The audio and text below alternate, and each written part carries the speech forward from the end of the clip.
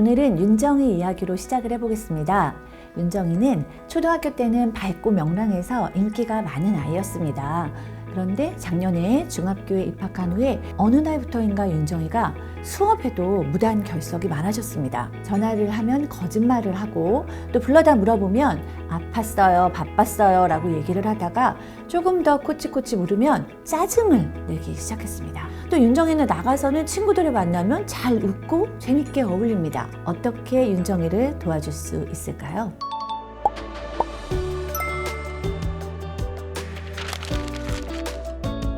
청소년 우울증은 가면 우울증이라고 불립니다. 말 그대로 마치 가면을 쓰고 있는 것처럼 가장 중요한 우울한 기분을 드러내지 않고 속에 가지고 있는 겁니다. 우울증 증세가 있는 아이들은 반항적이거나 충동적인 모습을 보여주기 때문에 선생님들께서 제가 문제네, 착했던 애가 굉장히 안 좋게 됐다 라고만 생각을 하시지 내가 도와줘야 될 때구나 라는 생각을 좀 하기 어려운 행동들을 합니다. 게임, 휴대폰 이런 거에 많이 빠지고요. 등교 거부도 합니다.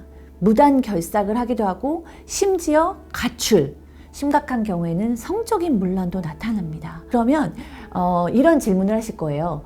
그거 사춘기 증상 아니에요? 사춘기 때 애들 다 그런데 라고 얘기하시겠지만 일반적인 사춘기 애들보다 훨씬 신체적으로나 정신적으로 기능의 저하가 두드러지고 우리가 흔히 얘기하는 문제 행동이 현저합니다. 아이들이 이렇게 우울증이 나타나는 이유 중에서 압도적인 1위는 당연히 학업 문제였습니다.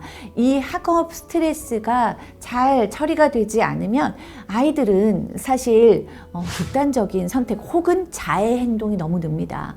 왜냐하면 우울증의 증상 안에 자해나 자살 문제가 들어있거든요. 그리고 이 우울증이 그냥 방치되게 되면 대인관계도 위축되고 권태와 무기력 증상이 일어나고 수면장애, 섭식장애를 수반하기도 합니다. 재발을 반복하면서 만성 우울증으로 이어질 수 있습니다. 지금 당장 이 아이의 생활이나 학업도 중요하지만 부모님이나 선생님들께서 아이의 우울증을 찾아내 주시는 것은 이 아이 인생 전반에서 너무나 중요한 것을 도와주시는 것이라고 볼 수 있겠습니다. 그렇다면 아이들을 어떻게 도와줄 수 있을까요? 일단은 우울증 치료법이라고 하면 그게 심리적 치료법과 물리적 치료법으로 나눌 수가 있는데요. 심리적 치료법은 그 아이의 무의식이라던가 혹은 의식이라던가 마음속 이야기라던가 이런 것들을 심리 안에서 찾아내고 이 우울증의 발병 원인이 무엇인지 근본적인 원인을 제거하는 것에 초점을 둡니다. 그리고 물리적인 치료라고 하면 병원에 가서 약물 치료를 주로 의미하는데요. 예를 들어서 독감이 걸리면 나의 기초 체력을 증진시키는 것도 중요하지만 그 증상을 가라앉혀 주어야 하지 않습니까? 그래서 때로는 약물 치료가 꼭 필요할 때도 있습니다. 그런데 선생님들께서 지금 만나시게 되는 아이들은 약물 치료가 필요한 수준의 우울증을 가진 아이들도 있지만 사실은 그거를 찾아내기 좀 애매한 그 사이의 아이들이 더 많으실 거예요. 아까도 이야기했지만 우울하거나 침체되어 있거나 슬픈 감정이 아닌 짜증을 내거나 공격적이거나 충동적으로 행동한다거나 이렇게 이 아이가 그냥 단순한 사춘기인지 가벼운 우울감 정도인지 아니면 유의미한 가면 우울증 증세인지를 선생님들께서 면밀하게 파악을 해보시고요. 이게 정말로 우울증 증상이 있을 수도 있구나 라고 생각이 드시면요. 대화를 시작하셔야 됩니다. 그런데 우울한 아이한테 너 왜 요즘 학원을 안 오냐? 너 왜 바뀌었냐? 공부 이렇게 안 하면 대학 못 간다. 이런 식의 우리가 해왔던 대화로는 사실 문제 해결이 되지 않습니다. 그래서 선생님들께서는 가장 중요한 것은 아이의 감정이 표현될 수 있도록 대화를 이끌어 주셔야 됩니다. 일단 몇 가지 감정 질문만 던지셔도 마음이 힘든 아이는 맨 처음에는 쭈삣쭈삣 대면서 이야기를 안 하지만 선생님이 내 마음을 알아주시는구나 라는 생각이 조금만 들어도 그때부터 자기의 이야기를 합니다.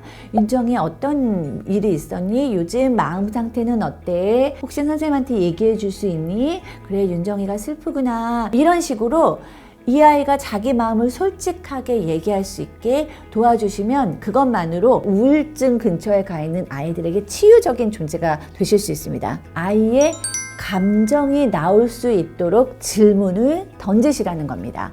이런 대화 중에 아이가 우울증이 있다면 반드시 나오는 것은 부정적인 사고입니다. 저는 가망이 없어요. 저는 사람들이 다 싫어해요. 선생님도 절 사랑하지 않아요. 앞에서 경청과 공감으로 아이에 대해서 어루만져 주셨다면 그 부정적인 사고가 나온 후에는 아이에게 대안적인 사고를 제안해 줄 수 있습니다. 난 가치가 없어요 라고 얘기를 하면 그건 부정적인 사고고요. 대안적인 사고는 정말로 가치가 없을까? 네가 가치 있게 행동한 일은 무엇이 있니? 라는 식으로. 친구들은 다 정말로 저를 싫어해요. 모든 친구가 너를 싫어할까? 너를 좋아하는 친구는 누구니? 이런 식으로 아이의 꽉 막힌 터널 속에 있는 것 같은 사고를 다른 대안적인 질문을 던져줌으로써 아이가 맞아, 다 날 싫어하지 않고 지은이는 절 좀 좋아해요. 제가 초등학교 때는 인기가 좀 있기는 했죠. 제가 공부는 별로 못해도 미술은 잘 그리긴 하죠. 라는 대안적인 사고를 할 수 있으면 이 아이의 부정적인 사고에 대항함으로써 희망이 생기게 됩니다. 대안적인 사고가 세팅된 후에는 아이와 선생님께서 그 다음 행동 실행표를 짜시면 됩니다. 부정적인 생각은 친구들은 절 다 싫어해요. 그러면 대안적인 사고에서는 정말 모든 친구가 다 나를 싫어하는가?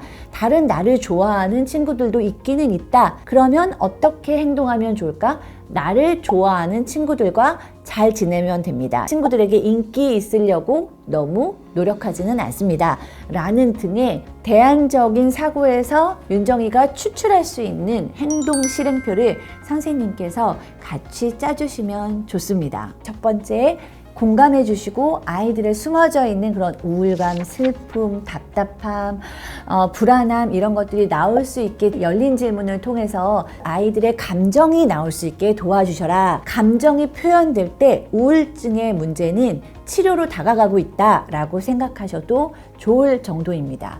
두 번째는 이 우울증이 있으면 아이들을 사로잡고 있는 부정적인 생각이 있다. 그 부정적인 생각도 표현할 수 있게 도와주시고 더 좋은 대안적인 사고를 제시해 주시기 위해서 반박하시는 겁니다. 감정이 공감되고 표현되고 부정적인 생각을 알아내고 대안적인 생각까지 나왔으면 사실 굉장히 큰 발전이 있습니다. 거기에 맞춰서 그렇다면 우리 당장 윤정이가 할 수 있는 구체적인 행동 계획표를 한번 짜볼까? 라고 얘기해서 인간관계든 학습이든 생활 습관이든 뭐든지 윤정이가 밝게 할 수 있는 행동 실행표를 선생님께서 같이 짜주시면 정말 좋을 것 같습니다. 오늘부터는 아이들이 말썽을 피우면 저 아이가 나에 대한 반항심으로 공부가 하기 싫어서 그런 게 아니고 청소년 우울증이라서 저렇게 짜증을 내거나 충실하지 못한 이런 증상들이 나오나를 한 번 정도는